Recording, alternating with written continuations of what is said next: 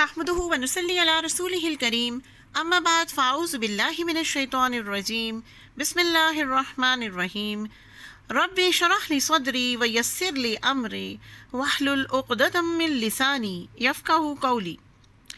ناظرین و سامعین کرام، السلام علیکم ورحمۃ اللہ وبرکاتہ۔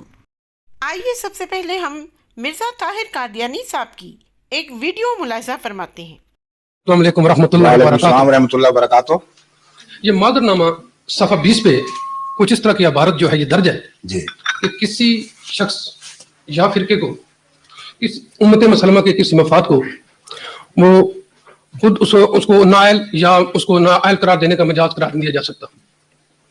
یہ اس کا یہ تعلق جو ہے یہ خدا اور آدمی کے درمیان ہے، اور اس کا فیصلہ جو ہے یہ قیامت کے روز جو جزا سزا سے کے دن ہے۔ یہ بڑی واضح اور مدلل سی بات ہے۔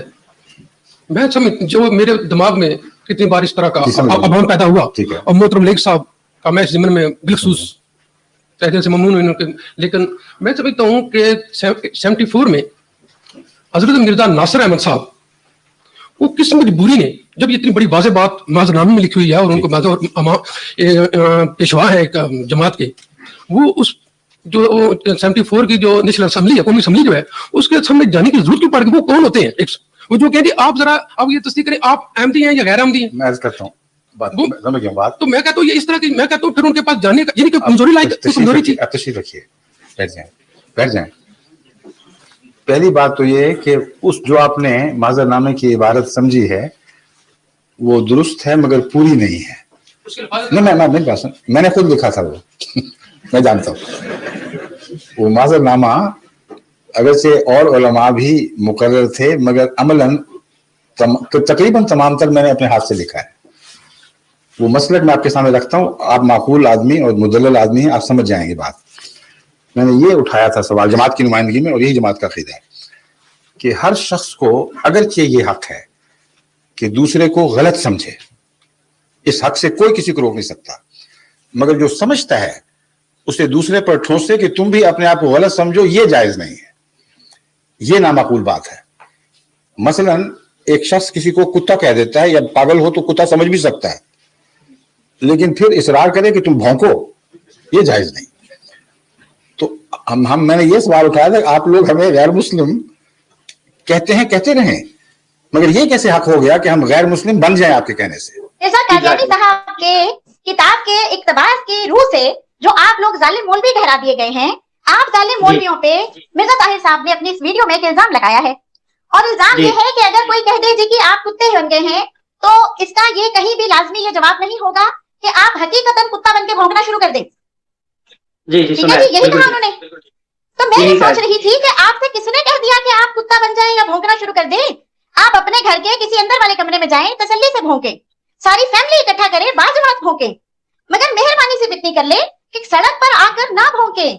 اس سے فرق کیا پڑے گا کہ جو لوگ بھی آپ کو بھونکتے ہوئے دیکھیں گے ان کو ایسا محسوس ہوگا، یا آپ کا یہ بھونکنا اس بات پر دلالت کرے گا کہ شاید آپ کنگڈم اینیمیلیا یعنی جانوروں کی کنگڈم سے فائلم کارڈیٹا، سب فائلم ورٹیبریٹا، میمالیا، کارنیورس میں سے شاید آپ جو آخری اس کی جینس اسپیشیز ہے کینس فیملیرس، جو کہ کتے کا سائنٹیفک نیم ہے، لوگوں کو یہ شک پڑے گا کہ شاید آپ اس سے بلونگ کرتے ہیں۔ اب دیکھیے، آپ نے بالکل ناراض نہیں ہونا، نہ آپ مرزا قادیانی صاحب کے مطابق جو ظالم مولوی ہیں، نہ آپ نے اس بات سے ناراض ہونا ہے، اور نہ ہی احمدی بہنوں بھائیوں نے، کیونکہ میں نے جی یہ ساری باتیں روحانی رنگ میں کی ہیں، اور یہ تمام جو میں نے ابھی آپ کے سامنے بات پیش کی یہ صرف اور صرف میں نے الزامی رنگ میں کی ہے، اس لیے آپ نے بالکل ناراض نہیں ہونا۔ اچھا جی، مجھے یہ بایولوجیکل کلاسیفیکیشن کبھی بھی آپ کے سامنے نہ رکھنی پڑتی۔ اس ساری بات کا مقصد صرف اتنا ہے کہ آپ کو یہ بات سمجھ میں آ جائے کہ آخرکار آپ کو روکا کیوں گیا کہ آپ ان شاعر اسلام کو علیہ الراگ استعمال نہ کریں۔ اگر وہ ایک کتا گھر کے اندر کسی جگہ پر بھونک رہا ہوگا تو اس سے کسی کو کوئی فرق نہیں پڑے گا۔ آپ کسی بلی کے اوپر چادر پہنا دیں، کوٹ پہنا دیں، اور اس کے ساتھ کتے کی آواز کی ٹیپ چلا کر سڑک پر لے آئیں تو سب سوچنے لگیں گے کہ یہ کتا ہی ہے۔ بالکل ایسے ہی اسلام کسی بھی غیر مذہب سے اس کی مذہبی آزادی تو نہیں چھین رہا، نہ ہی حکومت پاکستان نے آپ سے کچھ غلط مطالبہ کیا، کسی نے آپ کو نہیں روکا۔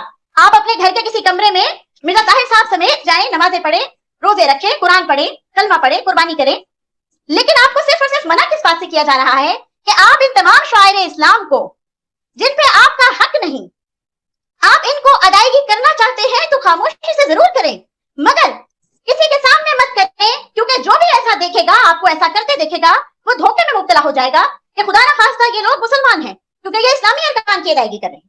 अगर आप भी ये तमाम शायर इस्लाम बाहर आकर इस्तेमाल करेंगे, आपने इस्लाम का लिबादा ओढ़ा है। आप माने कि आप मुसलमान नहीं, फिर आप जो मर्जी रुकन और मजहबी अपनी अकायद जो है और अरकान जो है वो अदा करें।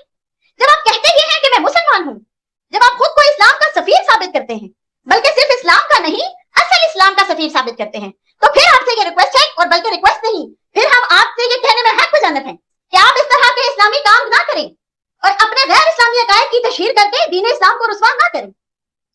अब जो इसमें एक दूसरा अहम नुक्ता है वो ये है, मिर्जा साहब और आपकी जमात के जितने भी बड़े लोग हैं, और बगौल मिर्जा कादियानी साहब के जो उनके इल्हामी बेटे थे कमरुल अंबिया, वो भी अपने मुखालिफिन को, उन मुखालिफिन को जो नबी करीम सल्लल्लाहु अलैहि वसल्लम को तो मानते हैं मगर सिर्फ मिर्जा साहब को नहीं मानते, उनको काफिर और दायरा इस्लाम से खारिज करार देते हैं। और ये बात 1974 की नहीं है, बल्कि ये बात 19वीं सदी के आखिर की है। ठीक है, उस वक्त आप लोगों ने मिर्जा साहब की किताबें शायद आपने पढ़ी नहीं, या पढ़ी तो गौर से नहीं पढ़ी, उस वक्त आप लोगों ने हम लोगों को काफिर करार दिया, गलत औरतों की औलाद करार दिया, गंदे गंदे अलकाबात से नवाजा। देखिए, आप अपने जमात अहमदिया के अफराद को तो धोखा दे सकते हैं, मगर हमें नहीं। तमाम गैर अहमदियों पर आपने, हाँ उन्होंने मिर्जा साहब का नाम भी ना सुना हो, ये फर्ज जुर्म आयद कर दी, उन्हें इस्लाम से खारिज करार दे दिया। मेरा आपसे सवाल ये है कि तब आपको किसने हक दिया कि आप एक कलमा गो को मुसलमान ना कहें, एक कलमा गो मुसलमान को काफिर करार दें? किसने आपको यह हक दिया?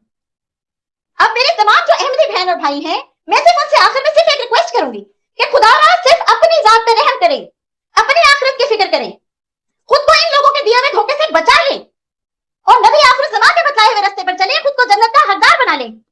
अब वो फिर वही बात आ गई, उस जन्नत का हकदार बनाए जिसका वादा नबी पाक सल्लल्लाहु अलैहि वसल्लम ने किया है मोमिनीन से, ना कि उस जन्नत का जो कि मिर्जा साहब ने आपको दी है बहिस्ती मकबरे के नाम से। वमा अलैना इल्लल बलाग। अस्सलाम वालेकुम। माशाल्लाह माशाल्लाह, यकीन करें पहले भी आप कमाल करते थे, आज भी आपने कमाल किया है। अल्लाह ताला आपको जज़ाए खैर अता फरमाए।